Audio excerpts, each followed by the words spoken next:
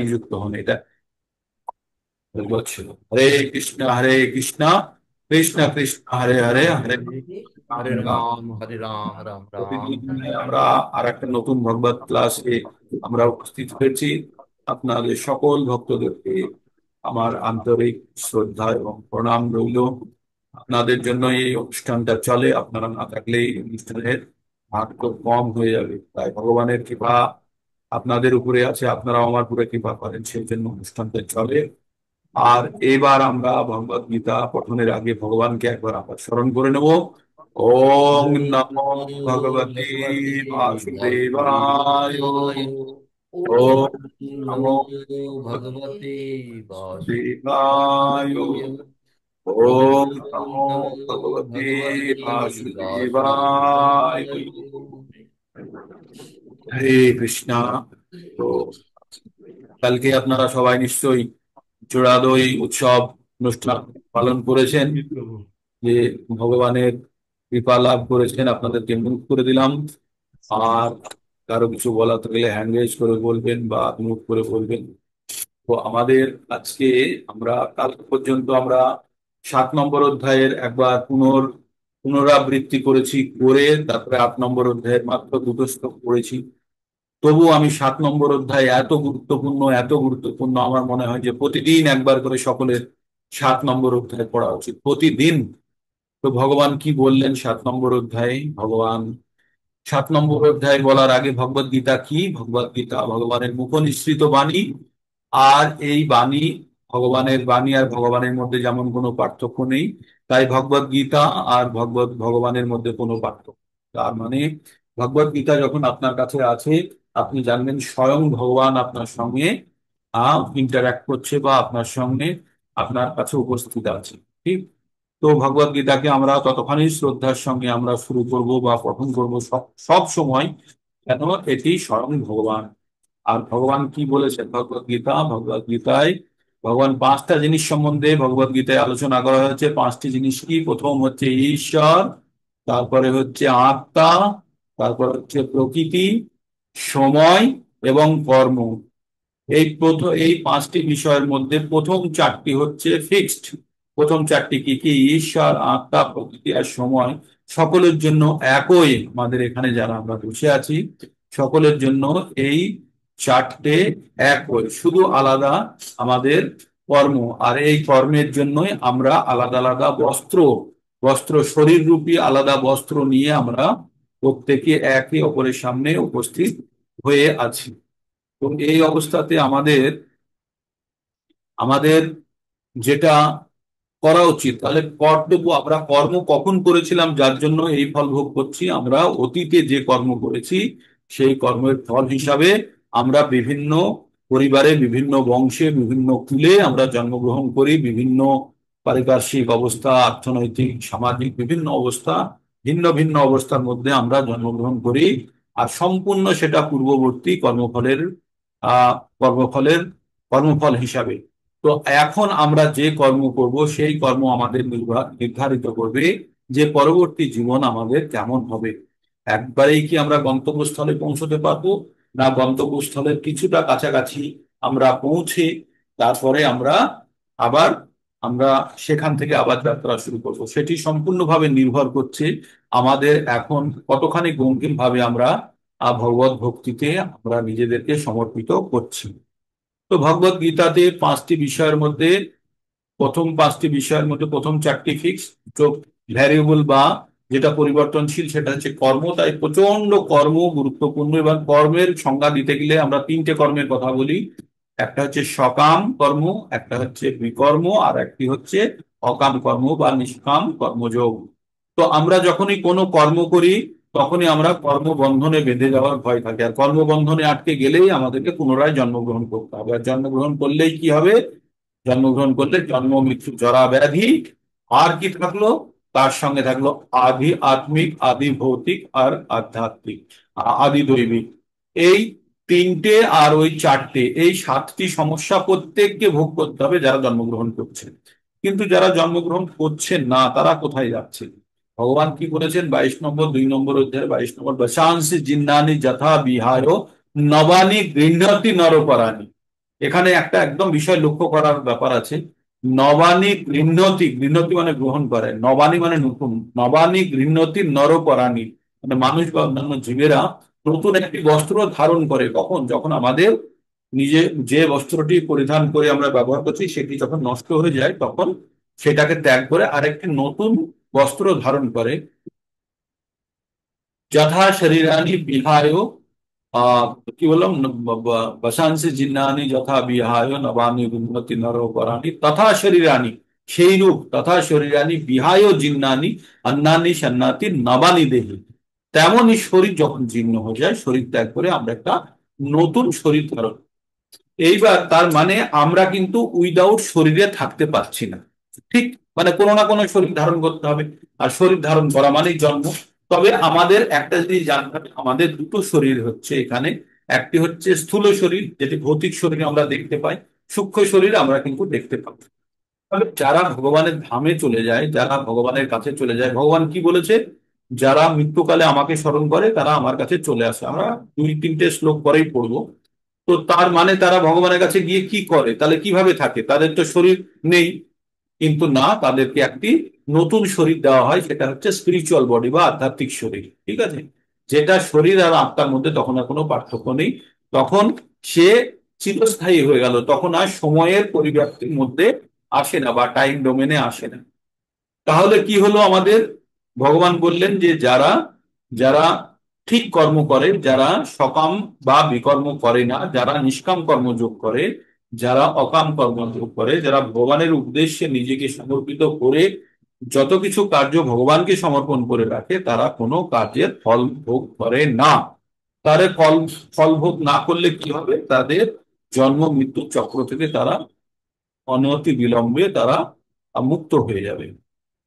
তো তাহলে ভগবান প্রথম থেকে কি বললো, ভগবান একটা কথা খুব বলেছে, ভগবত গীতা শুনতে হলে প্রথমে ভক্তি থাকতে হবে, মনের মধ্যে শ্রদ্ধা থাকতে হবে যে ভগবত গীতা এটি ভগবানের মুখনিসৃত বাণী, আর ভগবান হচ্ছে ঈশ্বর পরম কৃষ্ণ সচ্চিতানন্দ বিগ্রহ অনাদির আদি গোবিন্দ সর্বকারণ কারণ, এটা জানতে হবে।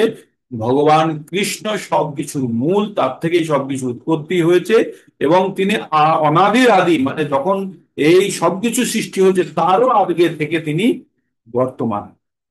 প্রথমে তিনি বললেন, অত্যন্ত অত্যন্ত গভীর ভাবে তুমি আমার কথাগুলো শোনো, আমি জ্ঞান বিজ্ঞানের কথা বলছি, যে কথা শুনে পড়লে তোমার আর, শুনে ফেললে তোমার আর কিছু শোনার বাকি থাকবে না, তুমি সমস্ত জ্ঞান অর্জন করবে, এই বলে জ্ঞান দিতে শুরু করলেন।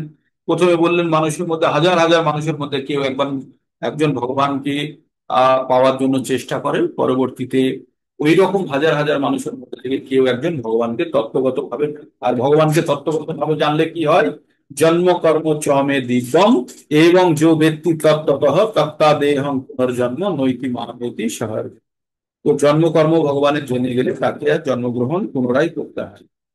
তো এইভাবে ভগবান বললেন তার 8টি শক্তি, নিকৃষ্ট, ভগবানের 2 ধরনের শক্তি আছে, একটা উৎকৃষ্ট শক্তি আর একটা হচ্ছে নিকৃষ্ট শক্তি। নিকৃষ্ট শক্তি মানে এই ভৌতিক প্রকৃতিকে বলছে, বায়ু, অগ্নি, জল, আকাশ আর মাটি, এই 5টি তত্ত্বকে পঞ্চভূত বলা হয়, এই দিয়ে আমাদের গ্রস বডি বা বাইরের শরীরটা তৈরি, আর মন বুদ্ধি অহংকার দিয়ে তৈরি হয় আমাদের সূক্ষ্ম শরীর, যেটা আমাদের এই স্থূল শরীরের ভিতরে আছে। তো তাহলে এই 8টি তত্ত্ব দিয়ে আমাদের শরীর প্রাথমিকভাবে তৈরি হয়, আর তার মধ্যে এগুলোকে বলা হয় অপরাশক্তি, আর পরাশক্তি হচ্ছে আত্মা। যখন আত্মা আমাদের এই পরাশক্তির মধ্যে, অপরাশক্তির মধ্যে পরাশক্তি ঢোকে, তখন একজন জীবন্ত হয়। তো তাহলে আমাদের 24টা তত্ত্ব কি কি, 24টা তত্ত্ব হচ্ছে এই 8টা বললাম, বায়ু, অগ্নি, জল, আকাশ আর মাটি। আর কি হলো, মন বুদ্ধি অহংকার 8টা হলো। 5টি কর্মেন্দ্রিয়, 5টি জ্ঞানেন্দ্রিয়, 18টি হলো 5টি ইন্দ্রিয়ের বিষয়সমূহ, রূপ রস গন্ধ শব্দ স্পর্শ 23টি হলো, আর একটি হচ্ছে প্রধান শত রজ আর তম গুণের সমষ্টিগত ভাবে যেটা রেজাল্ট বেরোচ্ছে সেটাকে বলে প্রধান। এই 24টি তত্ত্বের মধ্যে যখন আত্মা প্রবেশ করছে তখন একটি জীবন্ত প্রাণীর রূপে আমরা তখন কিন্তু এখানে আমরা ঘুরে বেড়াচ্ছি বা বাকি কার্যকলাপ করছি। তারপরে ভগবান বললেন যে এই সমস্ত জগৎ সংসারকে আমি ধরে রেখেছি, ঠিক আছে, এটা আমার উৎকৃষ্ট এবং নিকৃষ্ট শক্তির সমন্বয়ে তৈরি। তারপরে বললেন আমার থেকে শ্রেষ্ঠ আর পৃথিবীতে কেউ নেই, যত কিছু সব আমার আমার দ্বারাই চলছে, আমি এই উম, যেমন পুঁতিকে, যেমন মণিকে, যেমন মুক্তকে, যেমন মালার মুক্তকে সুতো ধরে রাখে, তেমন আমার শক্তি দ্বারা সমস্ত জগৎ সংসারকে আমি ধরে রেখেছি। ঠিক। তারপরে ভগবান নিজের মহিমা সম্বন্ধে একটু বললেন। বলে যখন আপনারা জল গ্রহণ করবেন জানবেন জলের স্বাদ আমি, যখন সূর্য দেখবেন তখন সূর্য বা চন্দ্রের রশ্মি দেখবেন তখন জানবেন যে ওটা ভগবানের অংশ। তারপরে প্রণব, যখন বেদের কোনো ওঙ্কার শব্দ শুনবেন জানবেন ভগবান, ভগবানের শব্দ। তারপরে আর কি জানবেন, যে মানুষের পৌরসত্ব যে শক্তি সেটাও জানবেন ভগবান। পৃথিবীর সুন্দর গন্ধ, তারপরে আগুনের তেজ, সমস্ত জীবের জীবন, এবং তপস্যাদের তপস্যা, তপস্বীদের তপস্যা, সবকিছু ভগবানের দেওয়া। ভগবান বললেন না, বীজ অহম সর্বভূতানাম, প্রত্যেকটা জীবের বীজ আমি, বুদ্ধিমানের বুদ্ধি আমি, আর যাদের তেজ আছে তাদের, যারা তেজস্বী তাদের তেজ আমি ভগবান। তারপরে বললেন যে আমি সকলের বল, যে বল হচ্ছে কাম ও রাগ বিবর্জিত, যেখানে আসক্তি এবং কাম বর্জিত যে কোনো বলই আমার দেওয়া। ধর্ম বিরুদ্ধ ভূতেষু, যেখানে ধর্মের বিরুদ্ধে কাজ হচ্ছে সেই বলকে আটকানোর জন্য আমি কাউন্টার ফোর্স, আমি প্রতিপক্ষ বল হিসাবে কাজ করি।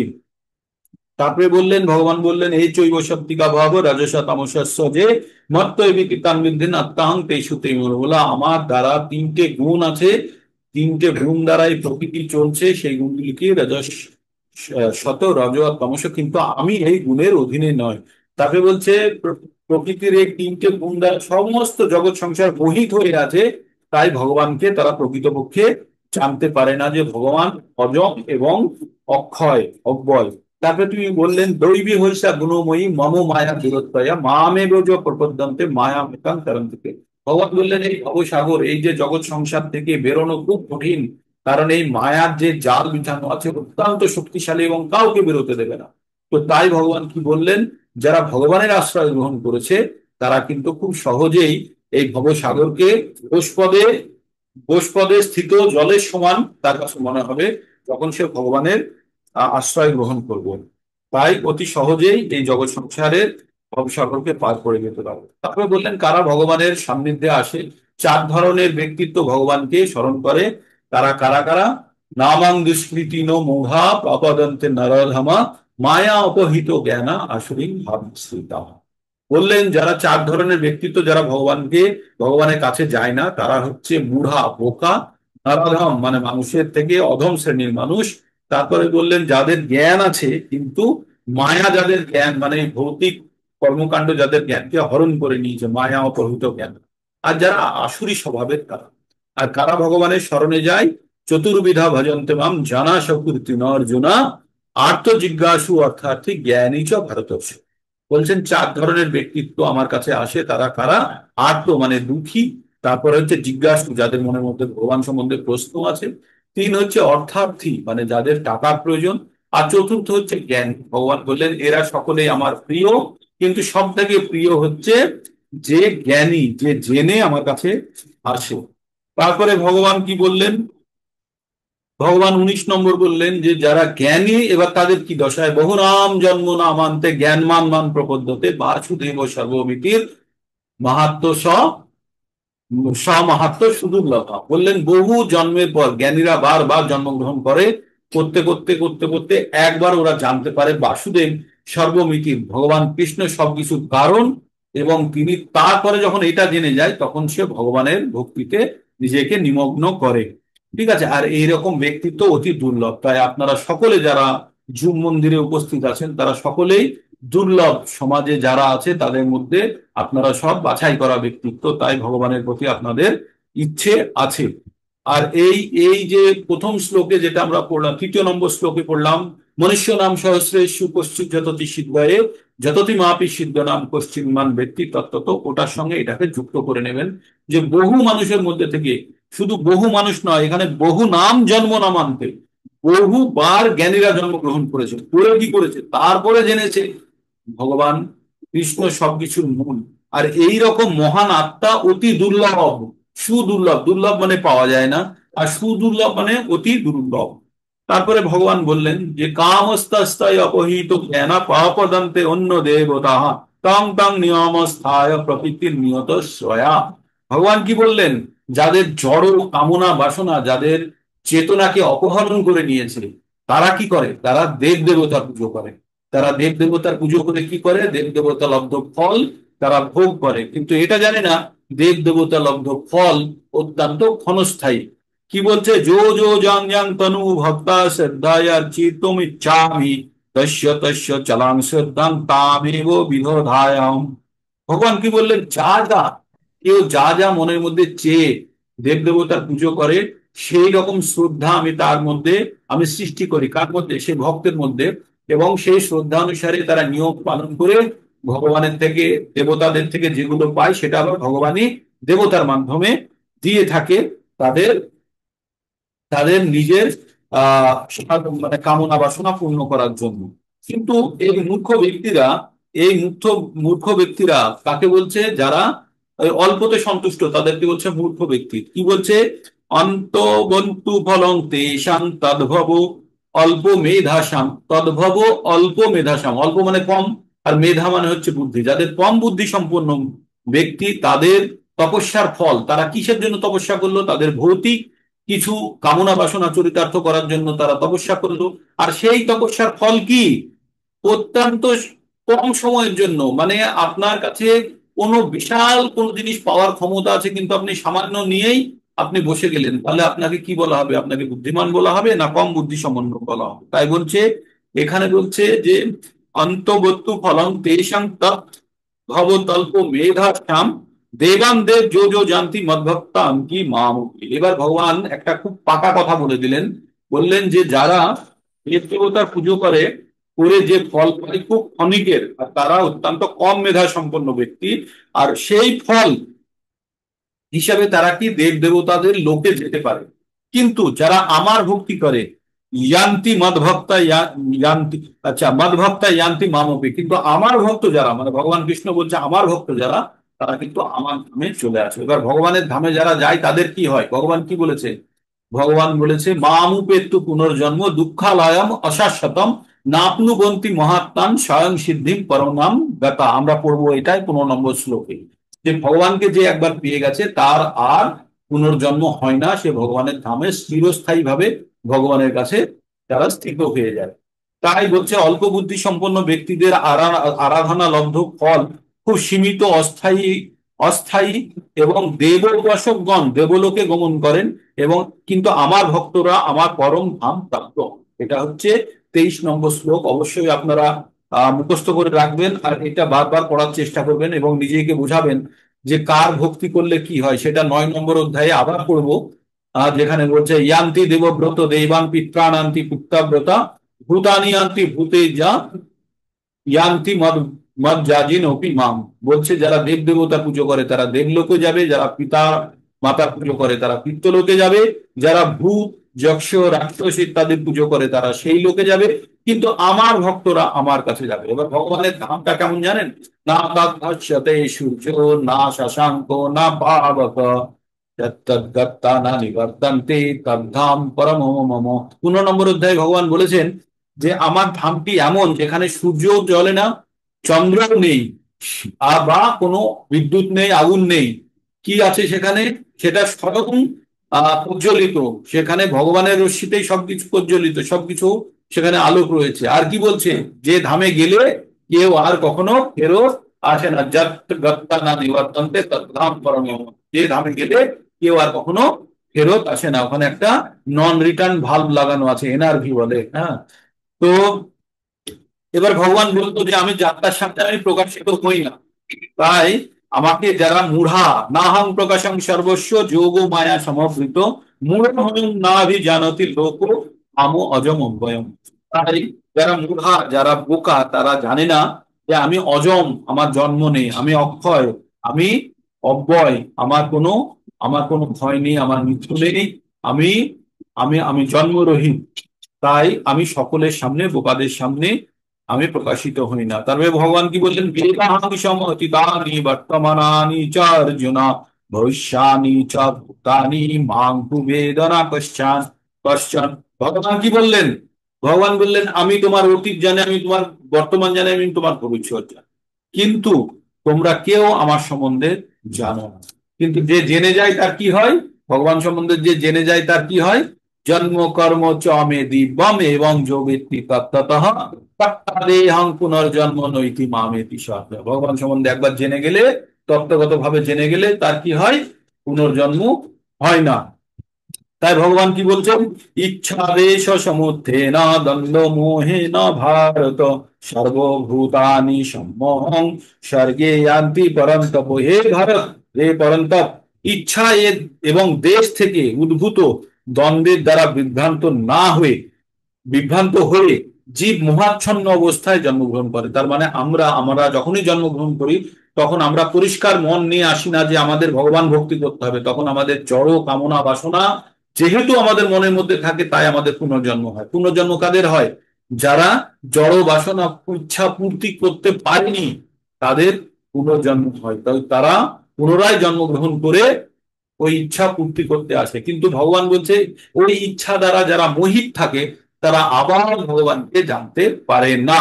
তাই ভগবান কি বলছেন? তেষাং অন্তগতং পাপং জননাং পুণ্য কর্মণাং বেদান্ত মোহর নির্মুক্তা ভজন্তে মাম দৃঢ়ব্রতা। তাই ভগবান বললেন এইরূপ যার পাপ সম্পূর্ণরূপে দূরীভূত হয়েছে, সে কি করে?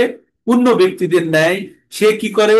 সে দ্বন্দ্ব আর মোহ থেকে মুক্ত হয়ে সে ভগবানের ভজনে একদম দৃঢ়ভাবে লেগে থাকে। দৃঢ়ভাবে ভগবানের ভজনে কে লেগে থাকে? যার মনের মধ্যে আর কোনো সংশয় নেই, কোনো দ্বিধা নেই, কোনো দ্বন্দ্ব নেই যে ভগবানকে আর আমাদের জীবনের লক্ষ্য কি, এই জিনিসটা সিদ্ধান্ত নিতে যার কোনো মনের মধ্যে দ্বন্দ্ব নেই। কারণ এই জিনিসটা যতক্ষণ না পর্যন্ত আপনারা মনের মধ্যে স্থির করতে পারবেন আমার জীবনের একমাত্র লক্ষ্য ভগবত প্রাপ্তি, আর ভগবত প্রাপ্তির জন্য যা কিছু করতে হয় আমি তাই করব। তার জন্য আমাদের জীবন ধারণ করতে হবে, জীবন ধারণের জন্য আমরা কর্ম করতে হয়, করব। কিন্তু আমাদের কর্ম করার উদ্দেশ্য হচ্ছে কিন্তু আমাদের ভগবান ভক্তি। যেমন আমরা সকালবেলায় অফিসের জন্য বেরোই, তখন কি করি? ব্যাগ নিয়ে, জিনিসপত্র নিয়ে, খাবার টিফিন সবকিছু নিয়ে, আর অফিস যদি 9টায় হয় তাহলে 8:30টায় 7টায় বেরিয়ে পড়ি আমরা, কারণ রাস্তায় যেতে হবে। তো এই যে রাস্তাতে আমরা যাত্রা করছি, তো এই রাস্তাতে যাত্রা করাটাই আমাদের কি কাজ? না, আমাদের রাস্তাটাই কোন রকমের যাত্রা করে অফিসে পৌঁছানোটা কাজ। আমাদের অফিসে পৌঁছানোটা কাজ, এবং অফিসে পৌঁছে আমাদের অফিসের কাজ করাটাই আমাদের উদ্দেশ্য। সেই জন্য আমাদের যাত্রা করতে হয়। তেমনি এই জীবন ধারণ হচ্ছে যে ভগবানের নাম, ভগবানের শরণাগতি, ভগবানের ভক্তি করার জন্য আমাদের যে এই শরীরটাকে বাঁচিয়ে রাখা প্রয়োজন, সেই জন্য আমাদের কর্ম করা উচিত। তাই আমাদের সকাল থেকে সন্ধ্যাবেলা পর্যন্ত পাগলের মতো পরিশ্রম করে আমাদের কুকুর শিয়ালের মতো আমাদের ইন্দ্রিয় তৃপ্তির কোনো প্রয়োজন নেই। তাই ভগবান ঋষভদেব তার পুত্র ভরত মহারাজকে ভাগবতমে 5.5.1 বলেছেন, নায়ং দেহ দেহ নায়ং দেহ দেহ ভুজাং নায়ং দেহ দেহ ভুজাং নীললোকে কষ্টান কামান অর্হতি বীরভুজাং যে। কি বলছে? এই মানব দেহ প্রাপ্ত করে এর মর্মার্থ না বুঝে কুকুর শুয়োরের মতো মুখে যে আনন্দ পায়, সেই আনন্দে যারা লিপ্ত থাকে তারা অত্যন্ত বোকা এবং তাদের সামান্যতম মেধা নেই। তখন ভগবান কি বললেন? তপ দিব্যং পুত্রিকা সত্যম যস্মাদ সত্যম ব্রহ্ম সুখম অনন্তম। তাই বললেন, হে পুত্রগণ, তুমি এক কাজ করো, তুমি জঙ্গলে চলে যাও, বনে চলে যাও। আগে তখন তাই হতো, গিয়ে তুমি দিব্য তপস্যা করো, করে হৃদয়ের শুদ্ধিকরণ করো। হৃদয়ের শুদ্ধিকরণের মানে কি? হৃদয়ের মধ্যে আমাদের যত জড় কামনা বাসনা আছে সেইগুলোকে দূরীভূত করার পদ্ধতিকে বলে হৃদয় শুদ্ধিকরণ। হৃদয়ের মধ্যে আমাদের হৃদয় যখন সম্পূর্ণরূপে ভগবানের প্রতি আকৃষ্ট হয়ে যাবে, তখন হবে আমাদের হৃদয়ের প্রকৃত কাজ। কিন্তু তার মধ্যে যদি কোনো রকম জড় বাসনা থেকে থাকে আমাদের মধ্যে, জড় বাসনা যদি কোনো কামনা বাসনা থেকে থাকে, তাহলে সেগুলো হচ্ছে আমাদের কলমশ। এই জিনিসগুলোই কিন্তু আমাদের প্রকৃত, আর এই জিনিসগুলোই আমাদের দ্বন্দ্ব আর মোহ তৈরি করে। তাই ভগবান বলছেন যে যখন কারোর হৃদয় শুদ্ধিকরণ হয়ে যাবে, হৃদয় যখন পরিষ্কার হয়ে যাবে, যে আমরা হরে কৃষ্ণ মহামন্ত্র জপ করি, নিরন্তর জপ করি, তাতে কি হয়? আমাদের হৃদয়ে যে আমাদের কলুষ ভরা আছে সেটি ধীরে ধীরে দূরীভূত হয়।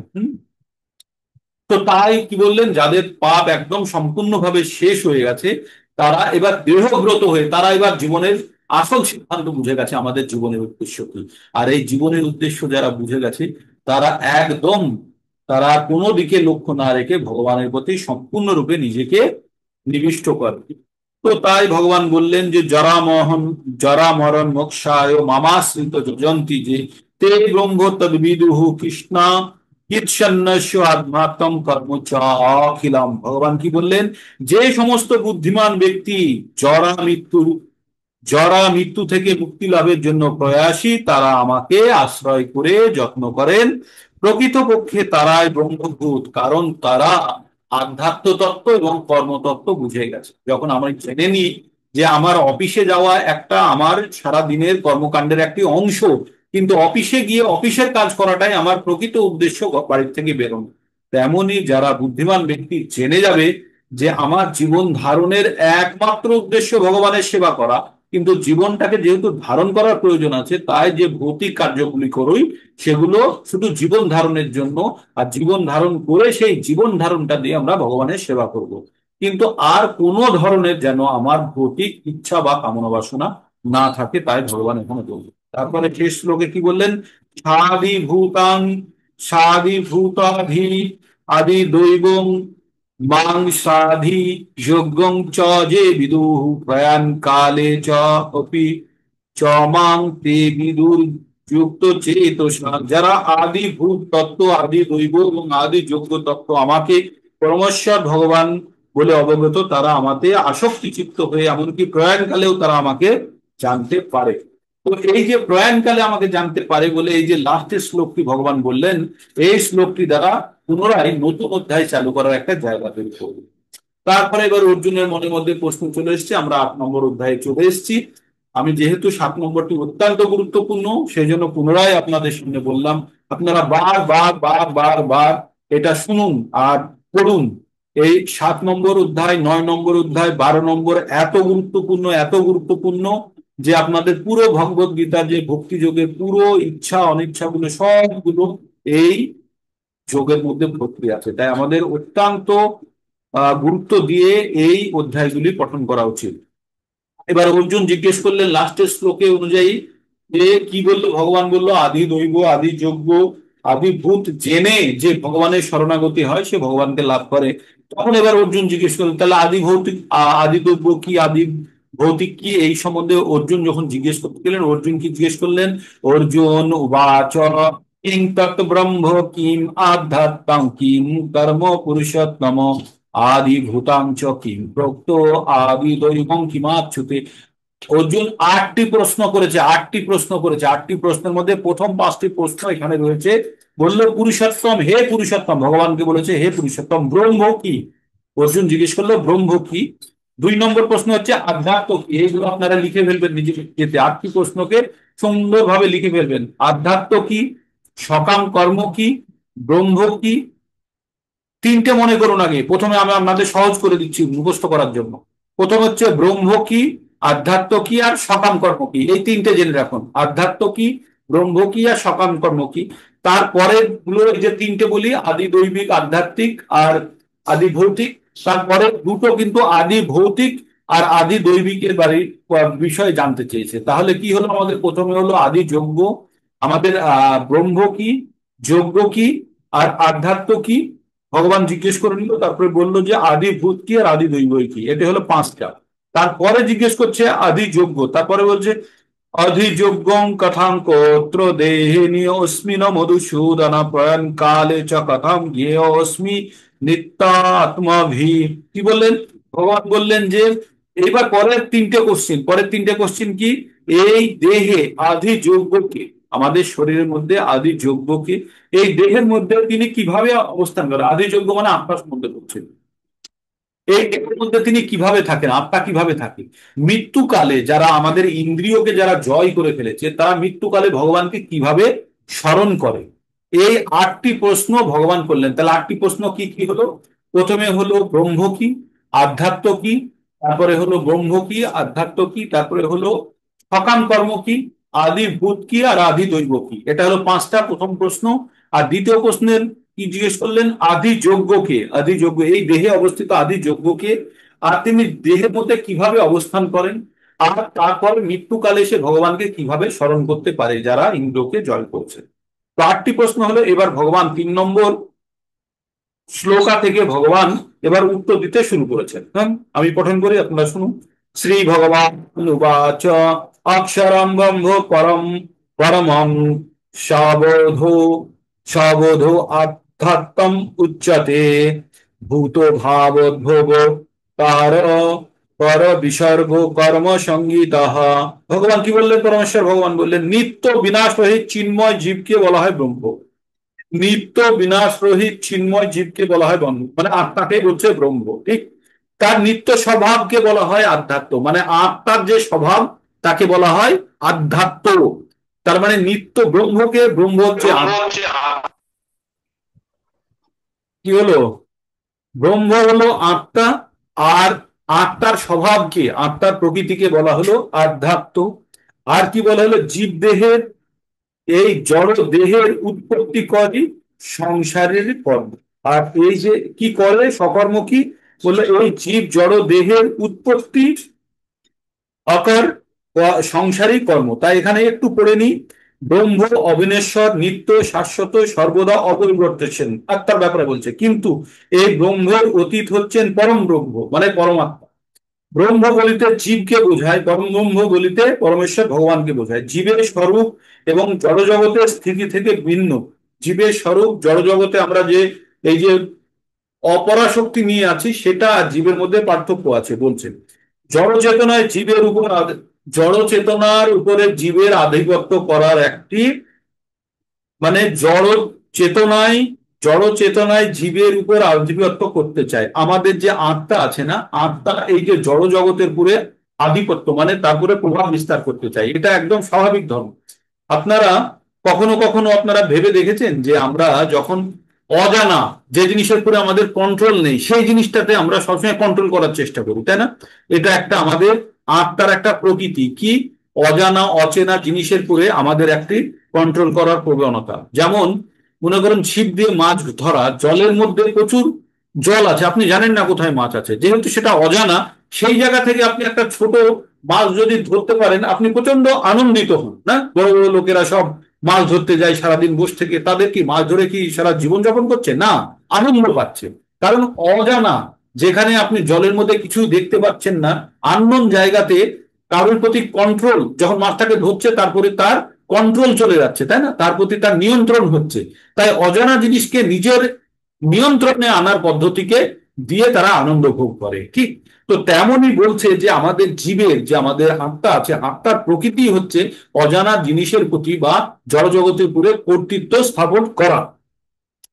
তো বলছেন, তারপরে কি বললেন, এই বিনাশ রহিত চিন্ময় আত্মা জড়জগতের প্রতি কর্তব্য স্থাপন করাই তার কর্ম। এটাই হচ্ছে আদিভূতং স্খর ভাব পুরুষা পুরুষাশ্চ পুরুষাশ্চধি দৈবতম আধিযোগ্যম আধিযোগ্য মেবাত্র দেহে দেহাভৃতং বর। ভগবান কি বললেন? এই দেহধারী শ্রেষ্ঠ, আমাদের যে শরীর তাকে বলছে এই দেহধারী শ্রেষ্ঠ। নশ্বর জড় প্রকৃতিকে বলা হয় আদিভূত।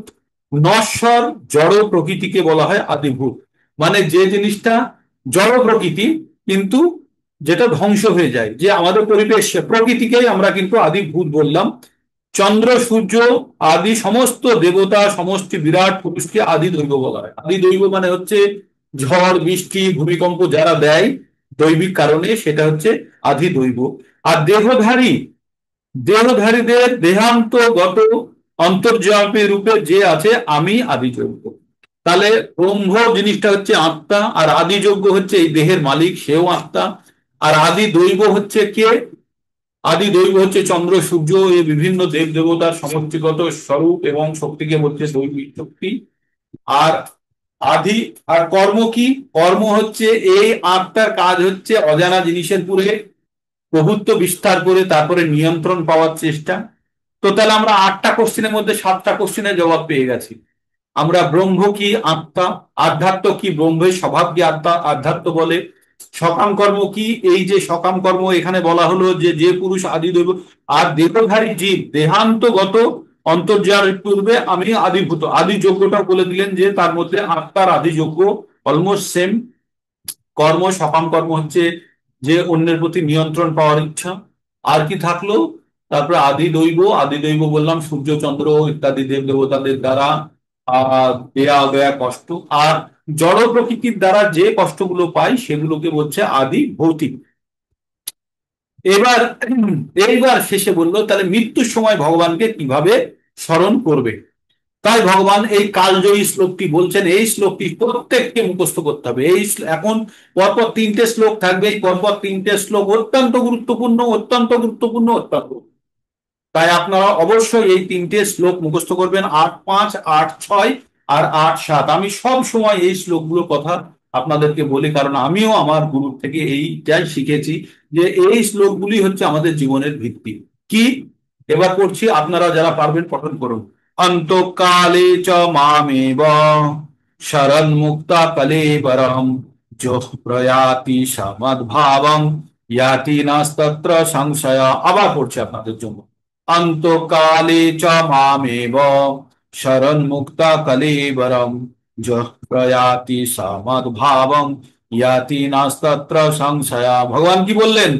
অন্তকালে মানে শেষ সময়ে, মামেব মানে যে আমাকে, এব মানে অবশ্যই, স্মরণ মুক্তা মানে স্মরণ করে ত্যাগ করবে, কি কলেবর মানে দেহ, যে প্রয়াতি যে চলে গেলেন, সমাদ ভাব তিনি আমার ভাব পাবেন, ইয়াতি মানে এতে, লাভ লাভ করেন, ইয়াতি নাস্তত্র মানে নেই কোনো সংশয়, তার মানে এতে কোনো সংশয় নেই। কি বললেন?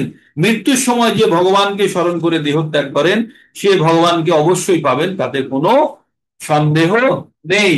একদম এই শ্লোক যারা একদম ঠোঁটস্থ মুখস্থ প্রাণস্থ হয়ে থাকে, সকাল বিকেল সব সময় মনে থাকে যেন, যে ভগবানকে স্মরণ করে দেহত্যাগ না করতে পারলে কিন্তু এই জীবন বৃথা হয়ে গেল। আর ভগবানকে স্মরণ করে দেহত্যাগ করতে গেলে কি লাগবে পরের শ্লোকে বলছে। কি বলছে? ইয়াম ইয়াম ব্যাপী শরণ ভাবম তেজো তন্তে কলেবরম তম তমে বৈতি কোন্তেও সদা তদ্ভাব ভাবিতঃ। ভগবান কি বললেন? ইয়াম ইয়াম ব্যাপী শরণ ভাবম তেজতন্ত্রে কলেবরম, যা যা ভেবে। আগে কি বললেন ভগবান? ভগবান বললেন যারা আমাকে ভগবানকে স্মরণ করে যারা দেহত্যাগ করলো ভগবানকে পাবে। কিন্তু কেউ ভগবানকে স্মরণ করতে পারলো না, কি স্মরণ করলো? যা যা ভেবে দেহত্যাগ করবে সে তাই তাই পাবে। তাই বলছে তং তমে বৈতি কোন্তেও সদা তদ্ভব ভাবিতা। আর একটা জিনিস জানতে হবে, মৃত্যুকালে তাই স্মরণ আসবে সারা দিন আমি যা স্মরণ করি, সারা দিন না সব সময় আমি যে কাজ করছি সেই কাজগুলোই আমার স্মরণ আসবে। এই আমার মনে হবে ছোট ছেলে কোথায় গেল, বড় ছেলে স্কুলে যেতে পেরেছি না, মেয়ের বাড়িতে কি অশান্তি ছিল, ওইগুলোই আমার মনের মধ্যে তখন চলে আসবে মৃত্যুর সময়, যদি না আমি ওইগুলো থেকে বিরত থাকতে পারি। তাই বলছে সেজন্য ভগবান কি বলছে, ভগবানকে স্মরণ করে দেহত্যাগ করলে ভগবান পাবে, আর অন্য কিছুকে স্মরণ করে দেহত্যাগ করলে অন্য কিছু পাবে। সেই জন্য ভগবান অর্জুনকে কি বুদ্ধি দিল? অর্জুনকে এবার আসল কথাটাই বললো। আগের দুটোতে বললো কি করলে কি হয়, আর পরের কথাটাই কি বললো, কি করতে হবে। অর্জুন তুমি কি করবে? অর্জুনকে এবার বললো, অর্জুনকে কি বললো? তসমাৎ সর্বেষু কালেষু মাম অনুসরম যুদ্ধ চ মই অর্পিত মনোবুদ্ধির মামেব এষস্য অসংশয়। ভগবান এখানে আবার ভগবানের কাছে চলে যাওয়ার একটা রাস্তা বলে দিলেন। কি বললেন? ভগবান প্রথমে কি বললেন? যারা মৃত্যুর সময় ভগবানকে স্মরণ করে যাবে তারা ভগবান পাবে। 2 নম্বর, যারা ভগবান ছেড়ে অন্য কিছু স্মরণ করে বা সবসময় যার স্মরণে থাকে সেটাই মৃত্যুকালে স্মরণ আসবে, সেই জিনিসটা পাবে। আর তারপরে অর্জুনকে কি বললো? তসমাৎ সর্বেষু কালেষু, অতএব অর্জুন তুমি এমন একটি কাজ করো, তুমি সব কিছু ভুলে আমাকে, তোমার মন আর বুদ্ধি আমাকে অর্পণ করো, আমাকে স্মরণ করো, করে যুদ্ধ করো। যুদ্ধ করো, যুদ্ধ করতে কেন বললো? তপস্যা করতে বলতে পারতো না। অর্জুন ক্ষত্রিয়, ক্ষত্রিয় কর্ম করতে বলেছে। তার মানে আমরা যে যে বর্ণ আর আশ্রমে আছি সেইখানে থেকে কিন্তু আমাদের আমাদের ধর্ম পালন করা উচিত। আর কি করা উচিত?